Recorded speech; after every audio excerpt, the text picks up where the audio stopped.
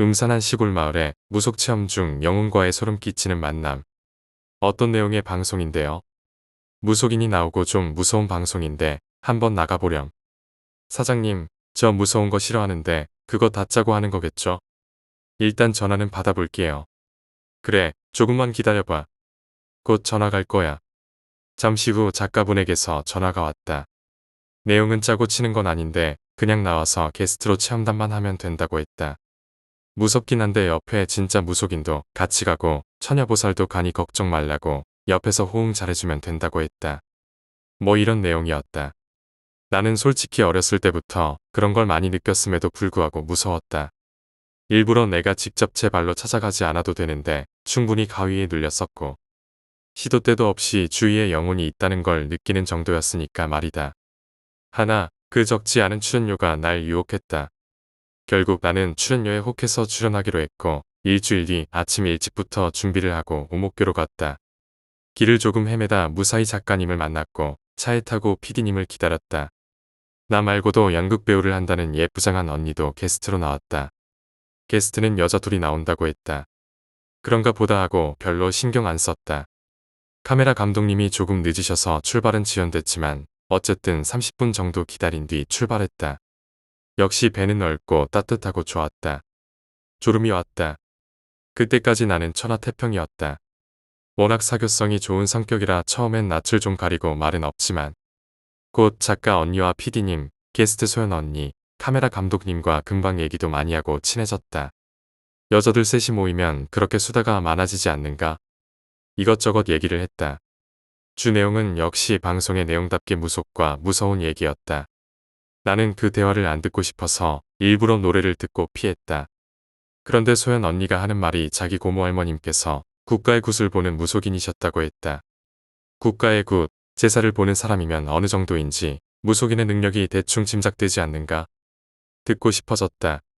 궁금했다. 그래서 나도 조금씩 소연 언니가 하는 말을 귀담아 듣고 있었다. 고모 할머님이 말씀하시길 한 대 걸러 다음 세대에 신기 있는 애가 나오는데 그게 소연 언니였다고 했다. 고모 할머님도 연극을 하라고 했고 언니도 연극이 좋아 연극을 한다고 했다. 신기 있는 사람들은 연예인, 연극, 배우 이런 일을 해야 한다는 말이 많았다. 그러면서 어렸을 때 접신을 당했다는 얘기를 했다. 무서워서 잘은 못 들었지만 대충 내용은 이러했다. 하루는 고모 할머니를 뵈러 갔는데 어깨인가에 아기 귀신이 붙어 있었다고 했다. 제사를 하는 도중 잡기가 흘러들어왔다고 했나? 어쨌든 말도 못할 만큼 음식 욕심도 많았고 자기 뜻대로 안 되면 미친 듯이 소리 지르고 했단다. 어쨌든 고모 할머님은 내보내야 된다며 짧은 굿 같은 뭔가를 했는데 그 귀신이 그 언니 몸을 빌려서 하는 말이 싫어, 싫어 안 갈 거야. 난 제 몸에 있을래.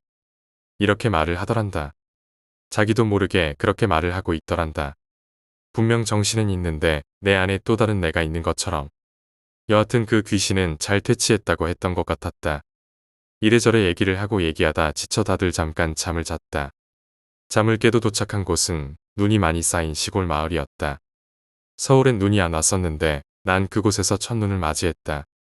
그리고 잠시 후에 되게 어려 보이는 어떤 언니가 왔는데 처녀보살이라고 했다. 나이는 26, 27 정도로 여하튼 게스트 소연 언니랑 동갑이었다. 내가 제일 어렸다. 처녀보살은 내려서 시골 마을을 찬찬히 둘러보며 이런 말을 했다. 별로 운기 같은 건 없는데 이상하네.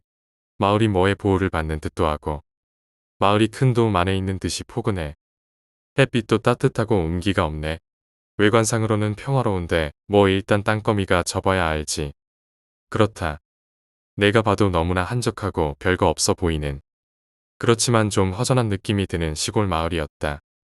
일단 배가 고프니 따뜻하게 백숙 한 마리로 뱃속을 가득 채웠다. 그렇다. 난 잘 먹는다. 덕분에 처녀보살님에게 많은 칭찬도 받고 관심을 받았다. PD님도 굶고 다니냐며 날 걱정했다.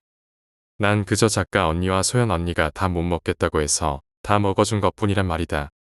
그렇게 재미있게 얘기를 하고 PD님은 마을을 좀 둘러보고 촬영할 만한 곳을 물색하러 가보겠다며 나가셨고 우린 잠시 여기서 기다려도 되겠냐고 부탁드렸는데 시골 식당의 푸짐한 인심에 따뜻하게 많이도 먹었다.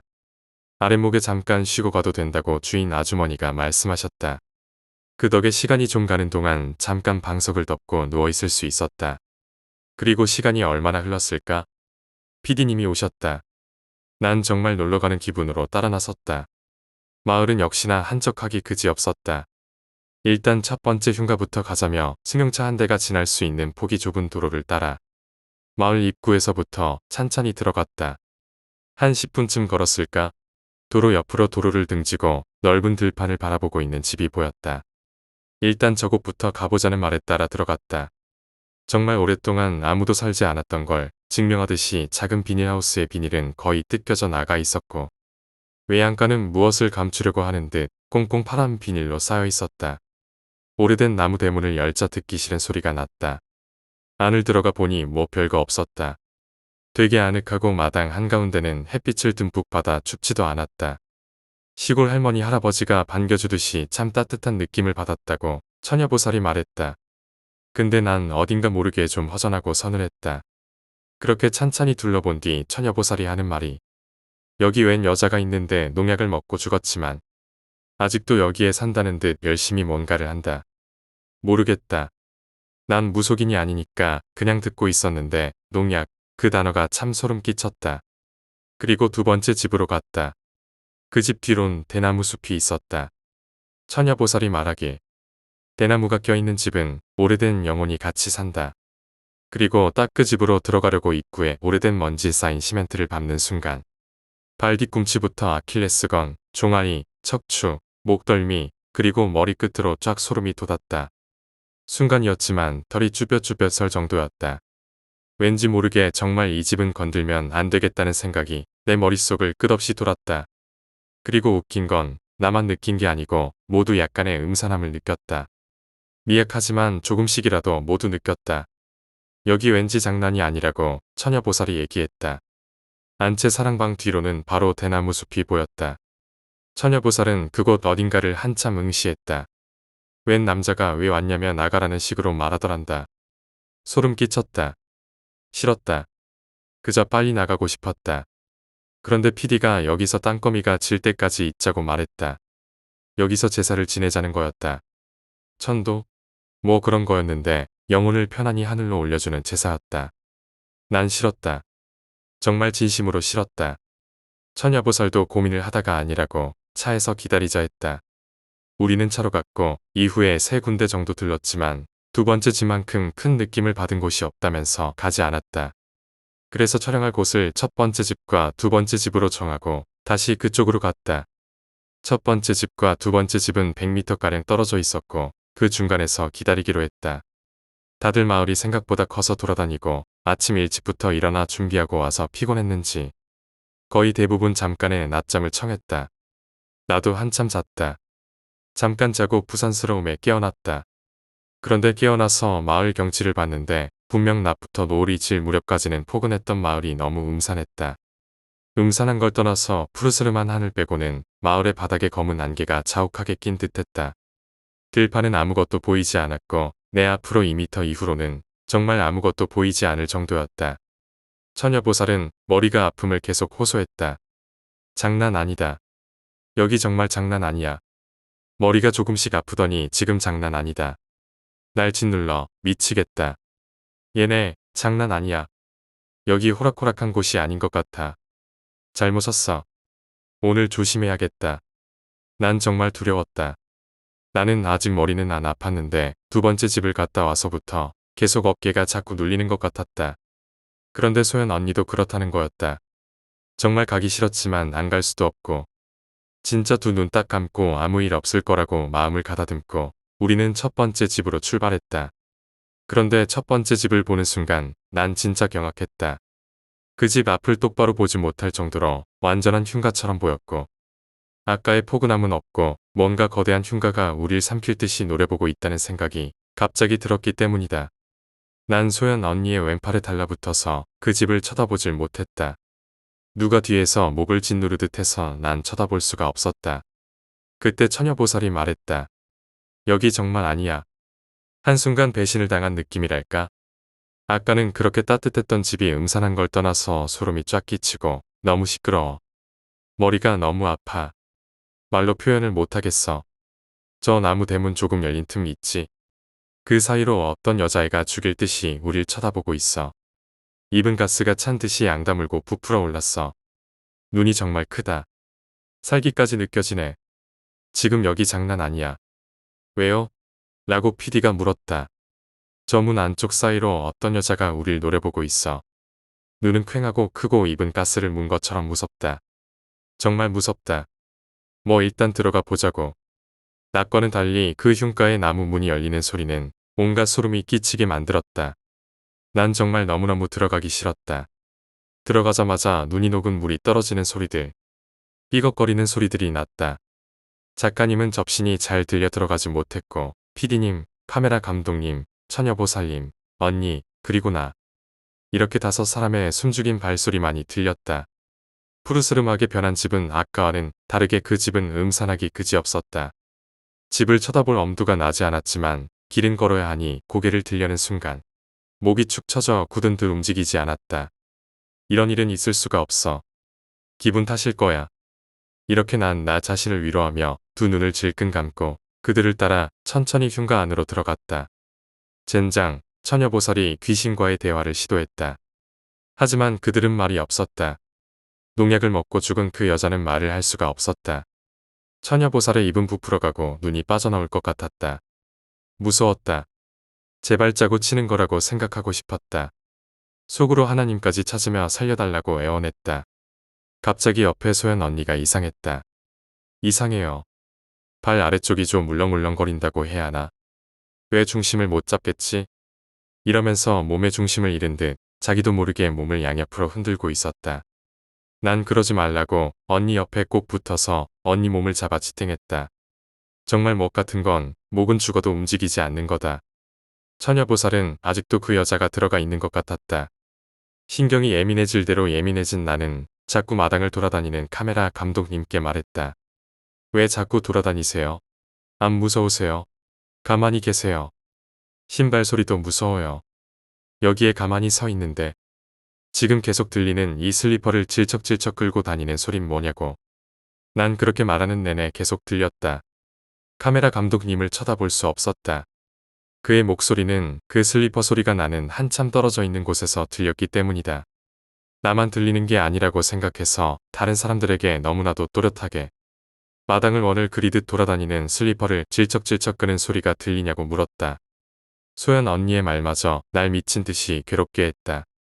언니도 계속 들렸는데 나도 카메라 감독님인 줄 알았어. 돌아버릴 것 같았다.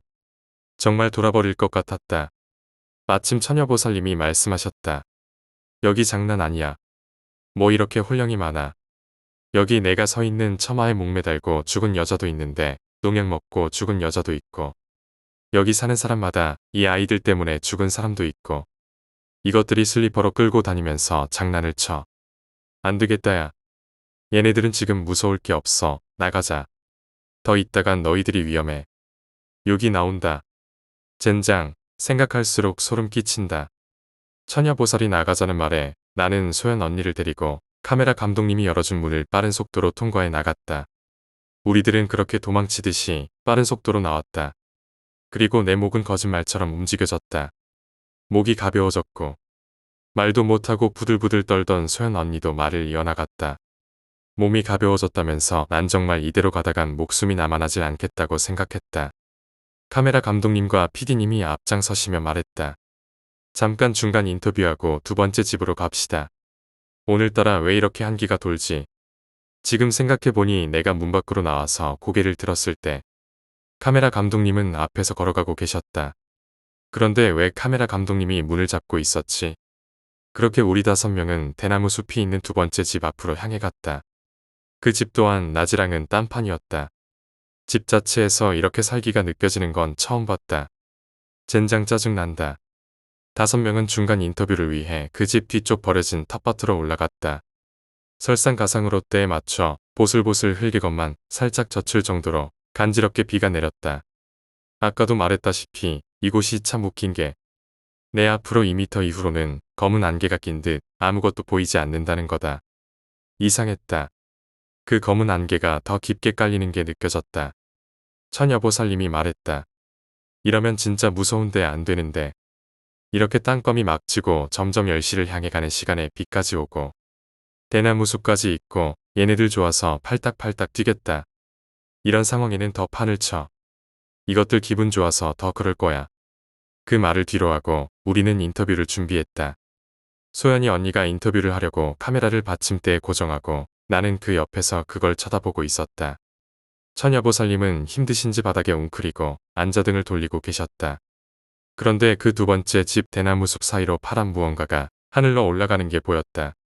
그리고 주위에서 들려오는 남자들과 사람들의 웃음소리. 쟤네 봐, 너희들 뭐해? 소름이 끼쳤다.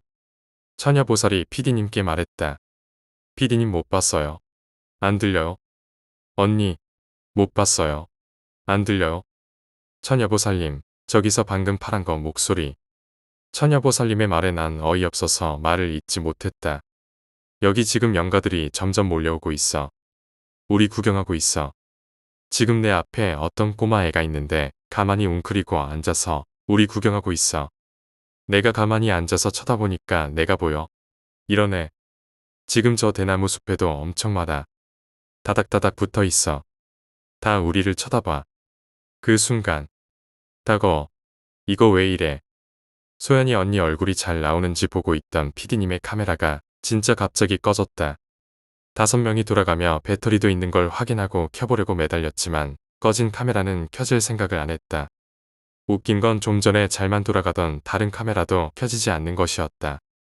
때문에 우리는 중간 인터뷰를 찍지 못했다. 방송으로 보다시피 중간 인터뷰는 없을 것이다.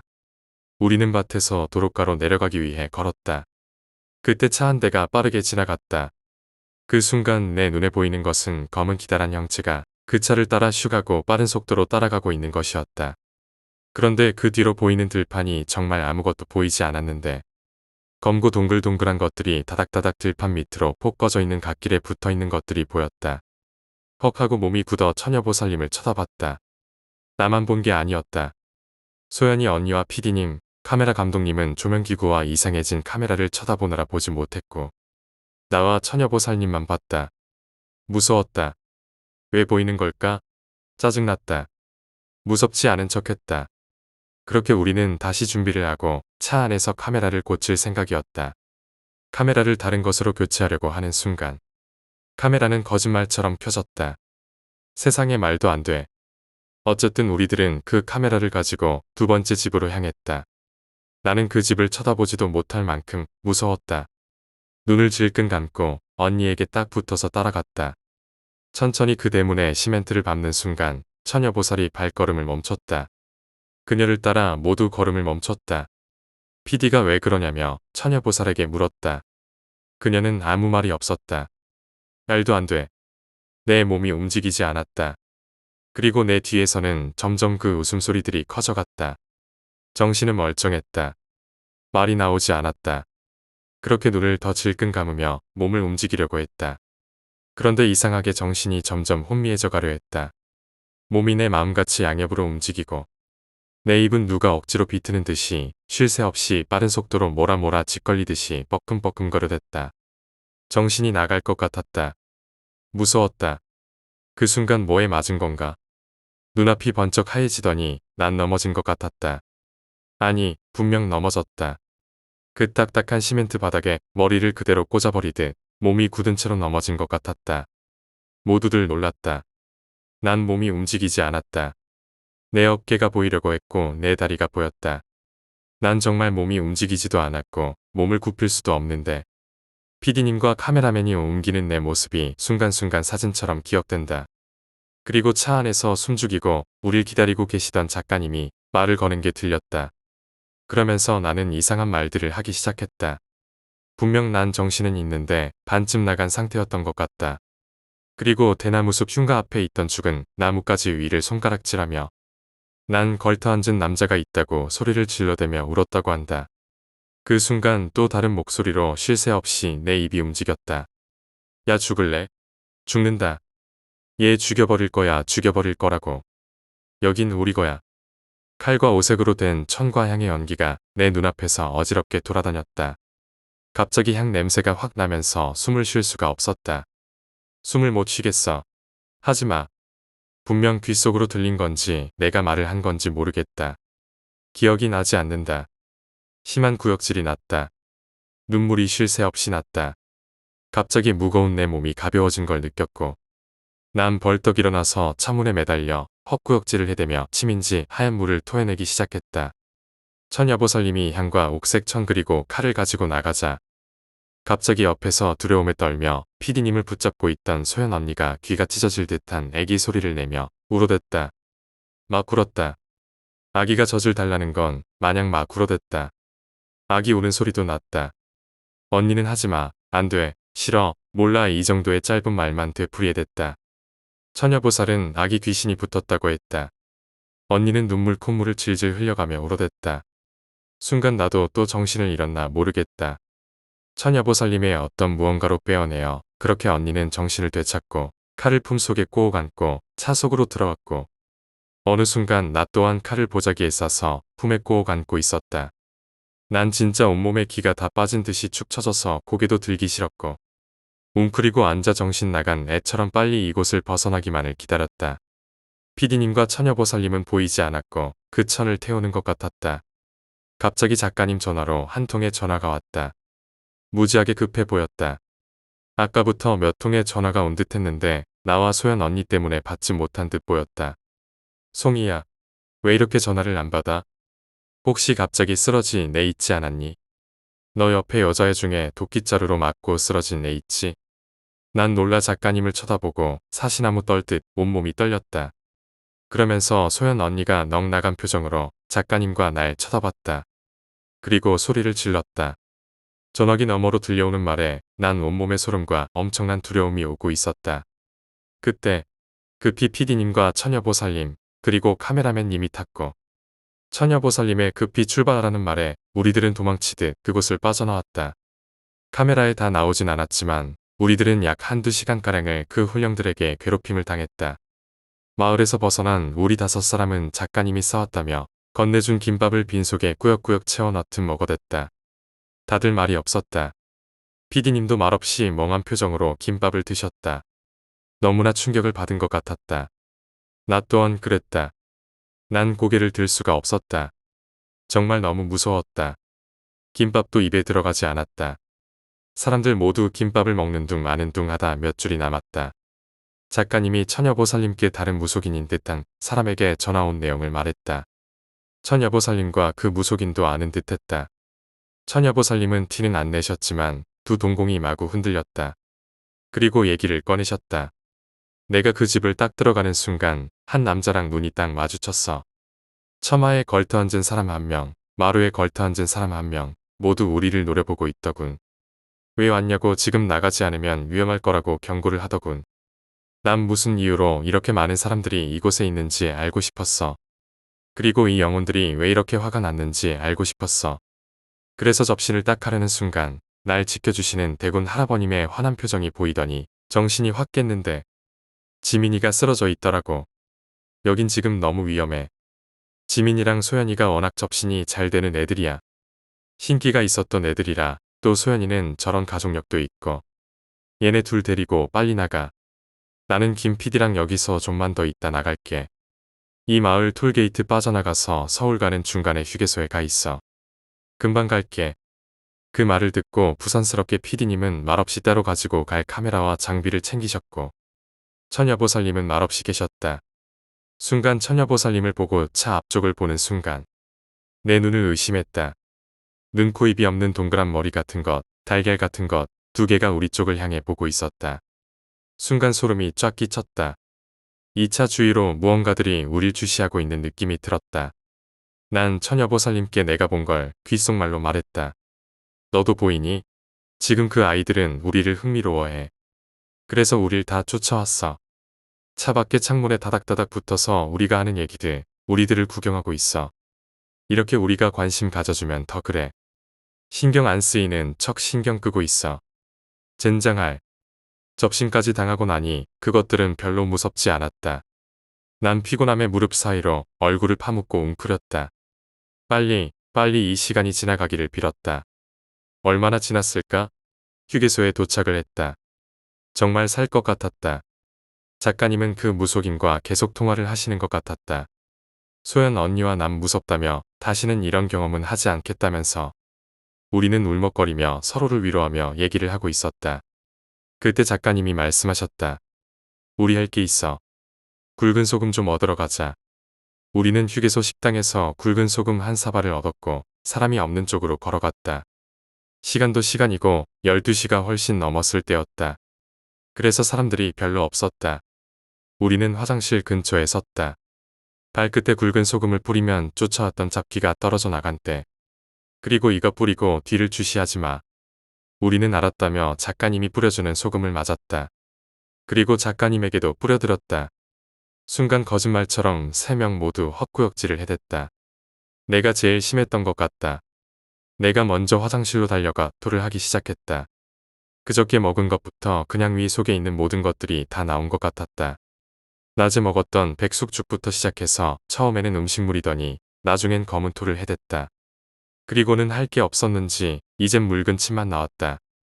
잠깐이지만 엄청난 토를 하고 나오니 다들 한바탕 구토를 한 듯했다. 원래 이렇게 같이 왔던 영혼이 나가면 구토를 한다고 했다. 3명은 이렇게 기진맥진하여 차를 향해 갔고 한 30분쯤 흘렀을까 슬슬 배가 고파졌다. 언니 배고프지 않아요? 속도 쓰린데 우동 먹으러 가요. 혼자 가기 무서워요. 나는 무서워서 언니들을 꼬셨다. 그래서 3명은 다 같이 우동을 먹으러 갔다. 우동도 먹고 아이스크림도 먹고 난 아까 그곳에 있던 사람은 나와 다른 사람이었다는 건 마냥 대낮에 나로 돌아왔다. 소연이 언니도 작가님도 괜찮아 보였다. 또 한 통의 전화가 왔다. 작가님은 전화를 받고 내게 말했다. 지민아, 내가 제일 심하게 접신당했었다고 들었어. 너 집에 가서 향 피우는 거 있지? 제사 때 쓰는 그걸 욕조에 잘게 풀어서 그게 녹으면 그 물로 목욕하래. 그렇게 2시간인가 3시간 정도 기다렸을까? 드디어 처녀보살님과 PD님이 오셨다. 처녀보살님은 힘이 드셨는지 많이 피곤해 보이셨다. 그리고 우리들에게 처녀보살님이 그 마을에 대해 말씀해 주시기 시작했다. 그니까 그 마을, 내가 말했잖아. 아까 낮에 뭔가 둘러싸여 포근했다고. 근데 아니었어. 그 마을을 둘러싸고 있던 건 영혼들이었고 낮에 우리가 포근하다고 느낀 건 그들의 음기가 약해서 그렇게 느껴진 거야. 살짝 누르니까 그냥 포근하구나 한 거지. 밤이 되니까 이것들이 아주 활기를 치더구먼. 너희들 가고 접신을 당했어. 오지 말라고, 더 이상 가지 말라고. 접신을 깨고 난 알았어. 그 마을에 선왕이 없던 거야. 왜 마을에 그런 거 있잖아. 크고 오래된 나무에 오색천을 묶어두고 그 옆이나 마을 입구에 장승이 있잖아. 그게 마을을 지켜주는 수호신 역할을 해. 근데 그게 없었던 거야. 아무리 찾아봐도 없어. 그 기운도 안 느껴지고. 마을 주민들 찾아뵙고 이것저것 물어보고 왔는데 마을의 수로를 뚫고 큰 아파트인지 뭔지 큰 건물을 지으려고 하느라 그 선왕과 장승을 베어버린 거지. 그 건물 공사를 하는데 첫 번째 회사가 하다 망하고 두 번째 회사가 하다 망하고 이렇게 4개 회사가 만들다 망해서 그 후론 그 건물은 폐건물이 된 거였어. 공사를 하다 잘려서 죽은 사람도 있었다고 했어. 마을에 선왕과 장승이 없으면 집에 대문이 없는 것과 똑같아. 집에 대문이 있어야 사람들이 안 들어오지. 그치? 그런데 집에 대문이 없어봐. 이것저것 다 들어올 거 아냐? 그리고 대문이 없는 집에 사람이 살 수 있겠어? 못 살아. 이 마을은 마을을 지켜주는 선왕이 없기 때문에 떠돌아다니던 갈 곳 없는 영혼들이 이곳으로 흘러들어와서 안 나갔던 거야. 얘들에겐 이렇게 좋은 곳이 따로 없지. 안 그래도 갈 곳도 없는데 선왕도 없고 장승도 없어서 여긴 제사 자체를 할 수가 없어. 어쩔 수 없이 여긴 이대로 놔둬야 해. 거기 사는 주민들은 하도 오래 살아서 아예 거기와 한 몸이 돼서 안 당하는 거고. 그래도 귀신은 가끔 본다고 하더라고. 우리들은 그렇게 마을 얘기를 들으며 서울로 올라갔고 서울로 온 나는 몇 년 만에 온 듯 너무나 반가웠다. 마지막 인터뷰를 하고 난 다시는 이런 경험을 하고 싶지 않다고 딱 잘라 말했다. 그리고는 서울에 남아있던 스태프들과 다 같이 뒤풀이를 하러 갔다. PD님은 다른 작가님, PD님들과 얘기를 하더니 소연 언니와 나에게 말했다. 오늘 대박이다. 시청률 장난 아닐 것 같다. 이런 말 정말 실례인 거 아는데 나 정말 궁금해서 물어보는 건데 너네 정말 연기 아니었어? 순간 난 너무 섭섭하고 화가 났다. 정말 무서워서 죽을 뻔하고 제가 목숨이 왔다 갔다 했던 걸 보셨으면서 어떻게 그런 말을 하세요? 저 연기 제대로 배운 적 없는 거 아시잖아요. 욕심하게 하고 그랬던 거 편집하지 말고 올리세요. 눈물 콧물 질질 짠 것도요. 제가 만약에 연기였으면 전 누가 시켜서 시멘트 바닥에 머리 꽂아내리듯 박으라고 하면 절대 그렇게는 못 박아요. 절구통 찢는 소리가 났었다며요. 그런데 웃긴 건 저 머리가 지금 아무렇지도 않아요. 그 정도 소리면 머리 깨졌을 거라고 처녀보살님이 말했잖아요. 저 오늘 너무 무서웠어요. 지민이 말대로 우리가 연기였다면 전 칸 영화제로 가야 돼요. 전 벌써 공중파 연예인 됐죠. 생각해보니 이상한 게 한두 가지가 아니었다. 문을 열어준 카메라맨, 슬리퍼의 질척거리는 소리, 꺼진 카메라. 내가 보고 들었던 것들, 다 같이 보았던 것들, 소연이 언니의 울음소리에 아기 울음소리가 들렸던 것.